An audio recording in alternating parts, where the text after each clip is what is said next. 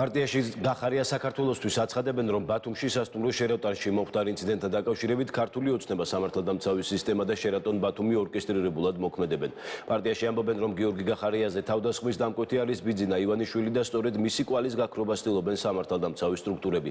ამასთან გიორგი გახარიასთვის დაზარალებული სტატუსის მინიჭება აღმოჩნდა ფიქტიური, რადგან მის გუნდს ვიდეო მტკიცებულებების გაცნობის შესაძლებლობა მტკიცებულებების ექსპერტიზაზე გაგზავნის მოტივით არ მისცეს.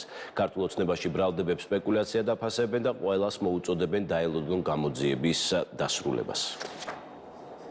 გამოძიება არათუ მუშაობს თავდამსხმელების იდენტიფიცირებაზე, ორგანიზატორისა და დამკვეთის გამოვლენაზე, არამედ პირიქით ფორსირებული ტემპით ცდილობს საქმის გაფუჭებას. დადასტურდა, რომ გამოძიებას ერთი განჩინებით უკვე გამოთხოვილი და საქმეში ჩადებული ჰქონდა ვიდეო ჩანაწერები და მეორე ამოღების განჩინება დაჭირდათ ვიდეო მტკიცებულების მთავარი წყაროს სრულად ამოსაღებად, რომ მასთან პოტენციური წოდომა შეეზღუდათ ყველასთვის. ორივე განჩინებით გამოთხოვილი და ამოღებული ინფორმაცია საგამოძიებო მოქმედებების ოფრემში მითითებულია დალუქული სახით ისე, რომ საქმეში არ გახსნილა.